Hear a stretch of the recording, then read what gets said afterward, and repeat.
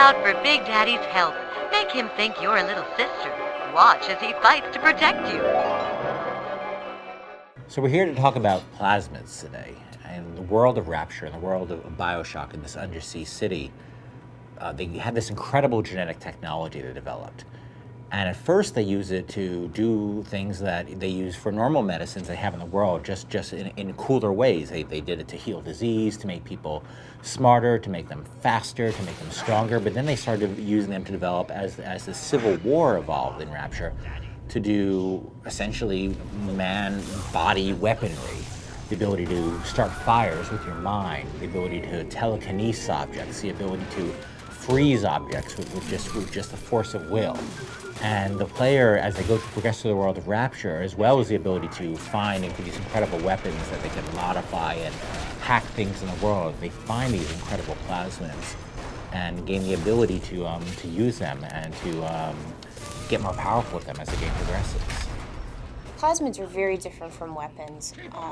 Weapons obviously have an immediate lethal effect on the enemies around you when you use them. Plasmids have a lot of indirect ways of affecting the enemies around you. So, for instance, electrobolt. When you use it on an aggressor who's walking around, it stuns them. Use electrobolt on an enemy that's standing in a puddle of water, you could kill them in one shot. So that's what makes the plasmids so interesting, is that you really need to be aware of the world around you in order to use them to their greatest effectiveness.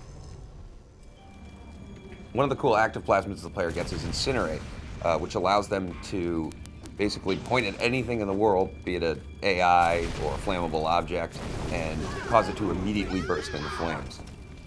Some of the other cool plasmids in the game are, like, for instance, cryokinesis, which normally you would think of, oh yeah, it's called cold power. You shoot somebody and he does cold damage, but not in Bioshock.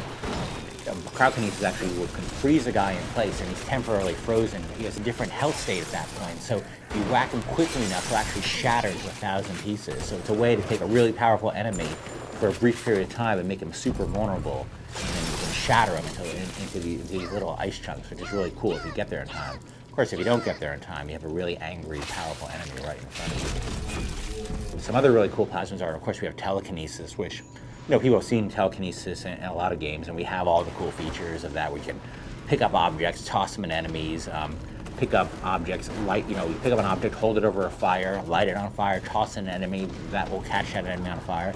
You can also do cool things like catch grenades that enemies throw at you and then throw them back at the enemy, which is something I hadn't seen in a game before, but it's one of those things we were working on Bioshock.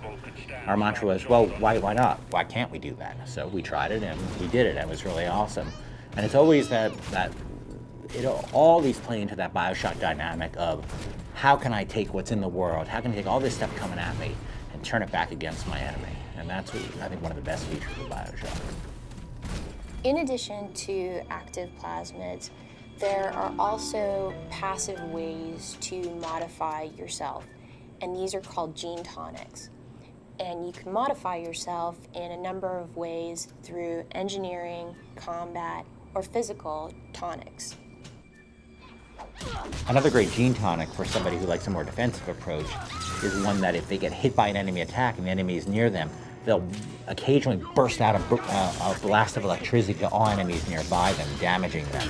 So that's good for a guy who really likes getting in with the melee weapons and fighting up close and personal. So there's just really a huge range of both these active plasmids and these gene tonics to supplement a huge range of character choice. And all these things sort of tying together to really make this incredibly open-ended immersion experience that the player can just cause damage and take out enemies in dozens and dozens of different ways.